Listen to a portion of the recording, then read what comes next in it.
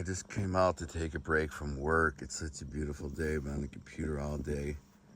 I just wanted to share my little slice of paradise. I mowed the lawn yesterday. And it's such a beautiful blessing. That's all I'm saying, you guys. Just take a moment to revel in your blessings. I'm not trying to sound Bible thumpy. I'm just saying God is good. And if you have good in your life, appreciate it. Look around, take a moment and go, man, if you have a job or career, you have a car that works, you have a home, I'm just happy to have a home, a couple of toys, and a beautiful life. And it's so peaceful and beautiful where I am. I'm so incredibly blessed to have the opportunity to step out in the middle of my workday and see this. I'm not in an office. I'm not in this is my work environment. I can literally go outside and work. I'm a computer. And yeah, I got to fix my wood shed. The roof blew off in a huge storm. Blew a couple. I'll get that later. I'm going to go let my chickens out. I mean, how can I not just love God? How can I not love God? He's put me in this position. And I'm not rich. Maybe one day I will be rich if I'm blessed. But no matter how much money you have, that doesn't define your wealth. You're rich in experience. If you get to experience life in a great way, you're rich. If you get money with it, that's awesome. That's awesome. I hope you give it away and help people in need and support people who need help and do good with it. If you make money, don't be greedy. I'm going to tell you, if you make a bunch of money and you're greedy with it, no matter what, you won't be happy. You just won't be happy. You'll be miserable with money. Let these chickens out. All right, ladies, come on. My little girls. Come on, little girls. I got to get the eggs in there, man. I think Maria got the eggs out. Oh, no. There's a bunch of eggs. And one broke. I got to clean that. I got to get in here and do that. All right. Anyways, I hope you guys... I'm going to take a walk to my deer food plot. Listen to the quiet and solitude. I'm just taking a quick 15-minute break to appreciate God and His beauty and His blessings and His love and His mercy and His grace. I used to be a freaking horrible person. But He said, you know what? Even though you were a horrible person, I can use you. I got a plan for you. I can use you for me, for my grace and glory. And look at this. This is my food plot here.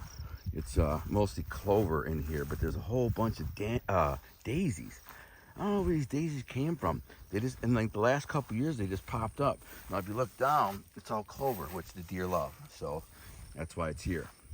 I don't know what they do with these daisies. They might eat them, they might not. But it's great for the bees, great for the hummingbirds. I'll come out here and look at them. I'll watch the hummingbirds flitting around. I'll watch the bees. I mean, think about how blessed I am. I apologize in advance if this makes anyone feel some kind of way. Like, oh, look at Gunner's bragging or thinks he's the big No, that's not it. Not even a little bit. I'm just a guy. I spent 13 years in a prison cell dreaming about living a good, quiet, wholesome Christian life. Honest, caring, devoted to my wife, generous, helpful. These are the things that I dreamed about. And it's all I wanted. It just so happens this is how it ended up. And I certainly can't complain. I get to walk this little trail every fall when I go deer hunting. This is my little trail I mowed through here. And my little zero-turn mower. It's not even a big one. And I'll show you where I'm planting my pre-plots. Those big plots are great. And the deer will come to them. But when it's dark, look at this. This vine here is a licking branch, or there'll be a mock scrape there later on when I get ready for the deer season. But man, are you kidding me? God has blessed me so abundantly, and I just hope and pray that anyone who watches this says, man, if God can use a scumbag like Gunner was, the old Al, everybody remembers the old Al, if he can use him for his glory and bless him in this type of way, what might he do for me? You know, I don't know. Could be something huge, maybe not. Whatever it is, your story has power too. I actually left some of this grass. I want it to grow up so they have some cover in here when they're feeding on this. So I'm going to plant all this. I'll plant all this with clover and lettuce and all kinds of good yummy stuff. I just got a new till. It's a small one, but it'll get the job done. And somebody gave it to me 30 years it hadn't been started. I started it up, man. I got it going. And so that's where that tree right there, I put a blind there for my old neighbor. He didn't get a deer last year. So I put him a sitting blind right under that tree right there. And then I said, don't worry, bro, you'll get a deer. Second day, boom, he got one right here. First day it was raining. I said, yeah, it's probably not gonna, they don't move in the rain much. So I probably won't get one. But the second day, I said, come over, it's a good day, you'll get one. And he wasn't there 45 minutes. And I said, they're gonna pop up right here. Sure enough, he did. Shot a big doe. I helped him drag it out. Look at this, man. The crazy part is, sometimes I need to let it sink in. I own this. I bought it under land contract, so I got a really good deal. Didn't pay a whole lot for the property in my house. This is the 100-year-old farmhouse, nothing fancy. You'd be shocked if I told you what I paid, which wasn't much. It's actually doubled in value since I bought it 4 years ago, whatever. This is my main.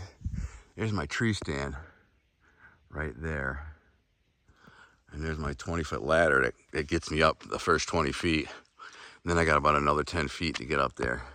It's up there. It's almost stupid high. It's scary. Never shot a deer from there though.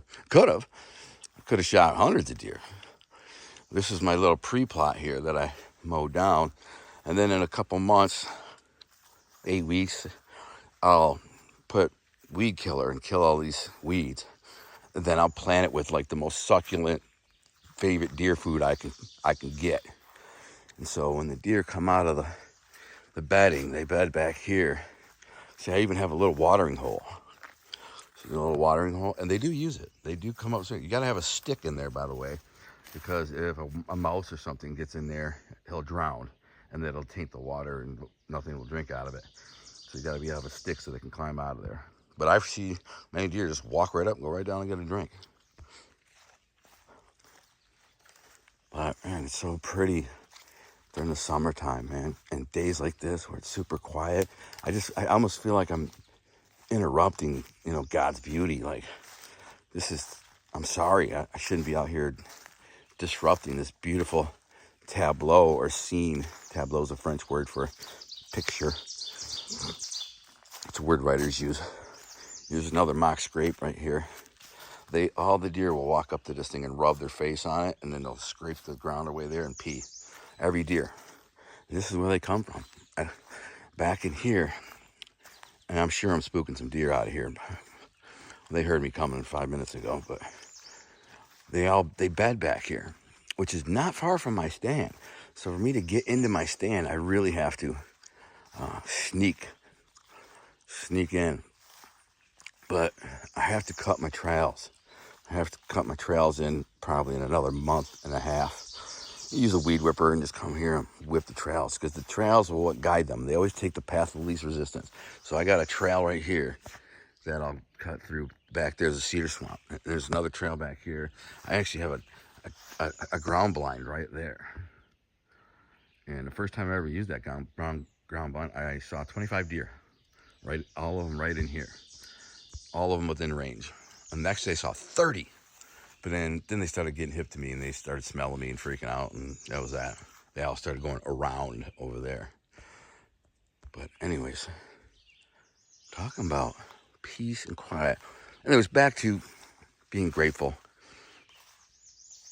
Just be grateful, man. I don't care where you are in life. If you're not making the money you think you deserve or want to make, if you don't have the car, who cares? I'm going to tell you the most important thing in life is peace, purpose. So if you can find peace and find purpose, or if you find purpose, you'll find peace. That's the key. So find your true purpose. And in my opinion, true purpose comes from being good, serving God and helping others. That's the main purpose of life. If you say anything other than helping people at anything is not your purpose, then I predict that you're probably not going to be happy. Once you get to the point where you're like, hey, I can help this person be better, succeed, grow, whatever, that's going to make you happy. So when you get to the point where like, hey, I made, $10,000 this month, but you tithe $1,000 to your charity of choice or church or whatever. Or maybe you got a friend who's struggling, man. His car broke down and he's worried he's not going to be able to get to work because his car's broken and da-da-da. Just say, hey, man, here's $1,000, fix your car. Watch how good that feels. Watch how good it feels. But even more, watch how God blesses you. You do that, and suddenly a new opportunity falls in your lap. A new client, a raise, a promotion, a new friend, a girl, a man, whatever. Suddenly your life changes. Oh, that's interesting.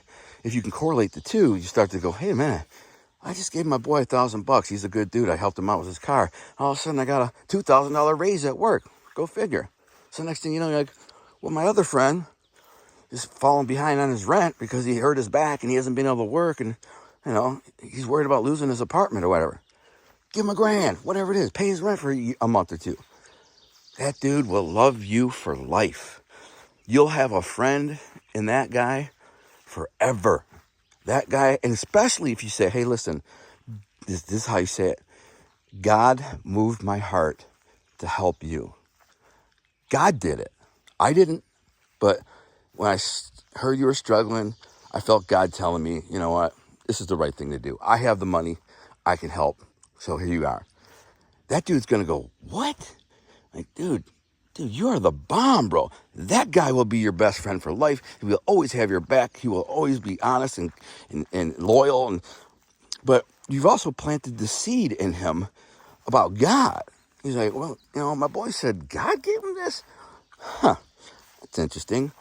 And what's probably going to happen in all reality is he'll be scrolling through Instagram and he'll see some like Christian, influencer make a post.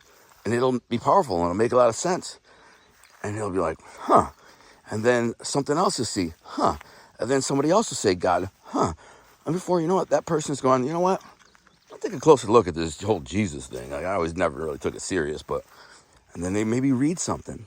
And then the seed gets watered and it starts to grow. And I'm not saying you're going to end up being a preacher or a pastor or a mega church guy or whatever, but you might tell a friend. You might tell your parents. I have a father who doesn't know God. And he's 80 years old and he's going to die soon. He doesn't know Jesus and I feel terrible because he's not a good man. He's not a good person. And what's going to happen is I said, Dad, you're gambling with eternity. If I'm wrong, you lose nothing. But if I'm right, you lose everything. Why is it so hard to just understand and believe that?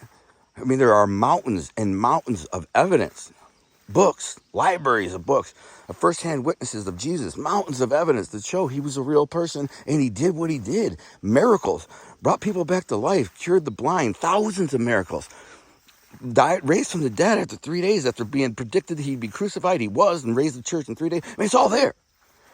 So all God asks is believe.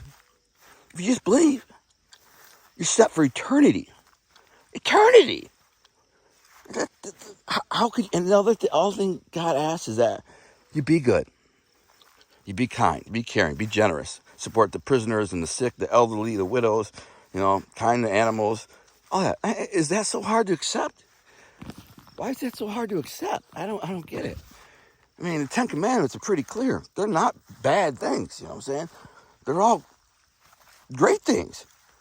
So to not accept them and reject God is offensive to the creator of the universe. It's offensive. Talking about offending people. God created all this for us. And you're like, nah, I don't believe. Man, I get it. I get why the Father God rejects people. And the people who are rejected don't find peace. They don't find happiness. They don't find purpose. They don't have good relationships. They don't have good friendships. Man, you see it all the time in YouTube trolls. You see it all the time. People comment on trolls. Like anyone who trolls YouTube and then leaves dumb comments, you know they're not at peace. You know they have no purpose. That's sad. It's like these are people who could be used by God and their family and friends or whatever to do good things. Instead, they waste your time leaving goofy comments and trolling YouTube and social media. Those people don't have any peace. I pity them. I pray that they find their way, and when they do, maybe they'll remember me and say, you know what? I remember watching one of Gunner's videos. I loved the hater comment, but he was right. As soon as I started acting a certain way, everything started to change. My pear tree. Never seen a partridge in it, though. Everything will change. And I don't know what blessing God has in store for you, but I know they're good. I do know that. If you give your life over to God, anything's possible. Anything's possible. Tap into your passions and your interests and your hobbies. Figure out how you can utilize them. Because that's when God will say, boom, now you're onto something. I'm going to help you. I'm going to guide you. I'm going to take your hand, walk with you. If you give your heart to him, if you say, God, listen, I'm with you, man. I feel you're real. I know you're real. I'm with you. Show me what to do. Tell me what to do. I'm with you. That's it. If you just say, hey, I'm with you. I believe Jesus is real. I believe you're real. Show me what I need to do. And maybe, not maybe, 100%, you'll find your purpose and you'll find peace. And it could include wealth, but 95% of Christians fail with the wealth. Our garden's looking pretty good. Because people get wealthy and when they make wealth their idol. And they lose sight of what they should be doing or what they need to be doing. So you have to pray ahead of time. God, if you bless me with wealth, and he knows this, but you have free will. And you have to say, God, keep me on the right path. Don't allow this to become about me.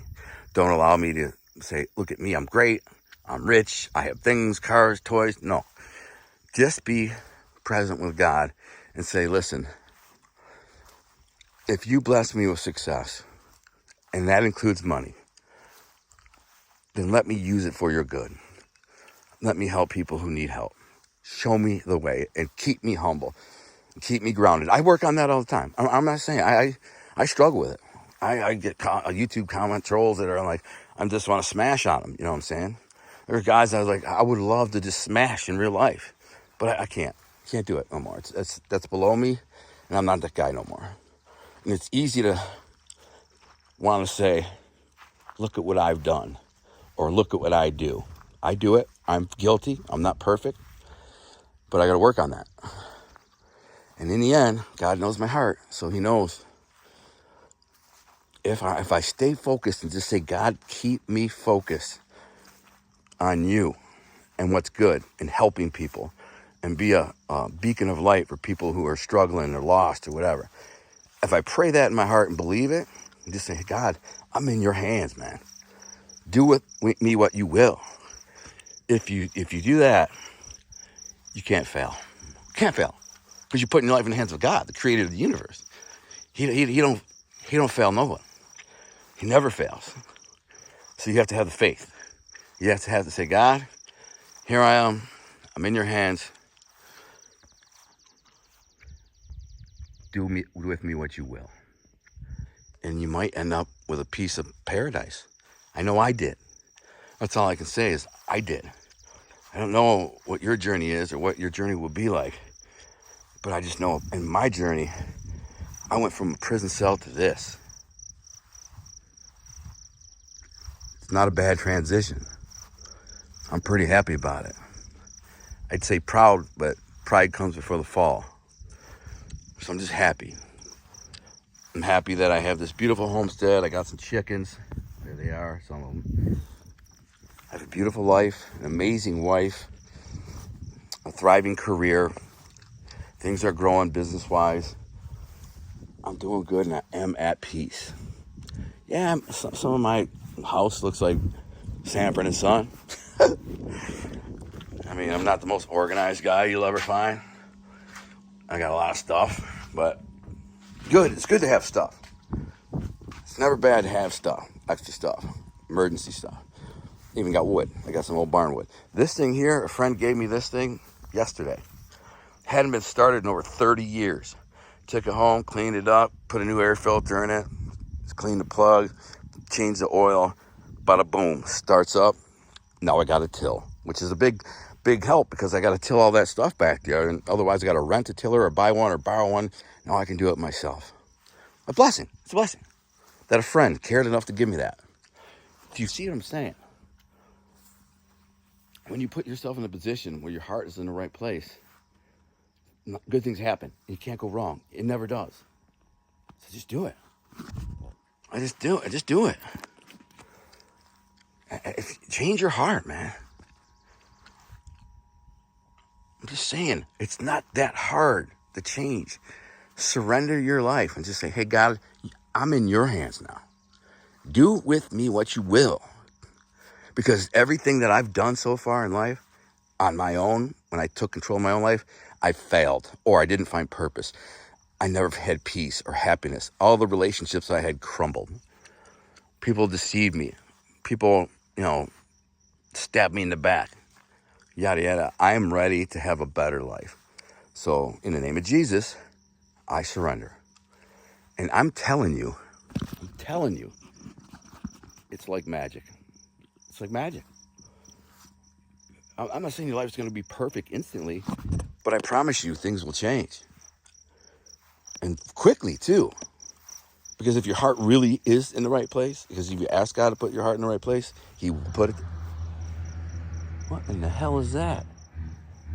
Oh my goodness, my neighbor's over there doing his trailer. He's got cows over there and he's got the hydraulic thing and he's scared the crap out of me. You don't hear noise around here very often. Anyways, God bless you. I got to get back to work. I could go inside and get back to work. I wish I could be out here all day, walking around, talking to you, but God, that's annoying. I got to go in, man. See, it's never perfect. Nothing's ever perfect in life. But hey, the first 20 minutes of this video were great. So we're saying, please, listen to this. Go back and listen once or twice. Walk through it with me and just say, man, Gunner was a bad dude, a scumbag on every level. He cheated on his girl constantly. He was doing gangster and criminal stuff all his life, using drugs, hurting people, robbing people. And then he went to prison and said, hey, man, I had enough, man. I had enough of this life. And then in that moment, when I surrendered, I was in the hole, solitary confinement. I surrendered. I said, God, I'm in your hands, man. Do with me what you will. It felt like magic. It felt, all of a sudden, I felt his hand on my soul. And he said, don't worry, Gunner. He didn't say Gunner. He just said, don't worry. I'm in control. I got you. Have faith. I will walk you down this long tunnel and right out the other side. And you're going to have a beautiful life. Follow my lead. Have faith.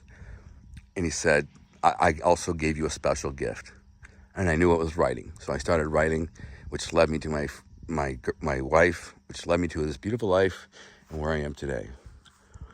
So if I can do it, you can do it. That's all I'm saying, man. God bless you. I love you all, even the haters. I don't care about haters. I wish them the best. I feel sorry for them if they don't have peace or happiness. I don't have a lot of haters, but I have a small handful of them. Detractors, which is normal. Everybody has some. But I pray for them too, man, that they find their purpose and peace in life, and they can find their own little piece of paradise, love, happiness, and peace. I'm out.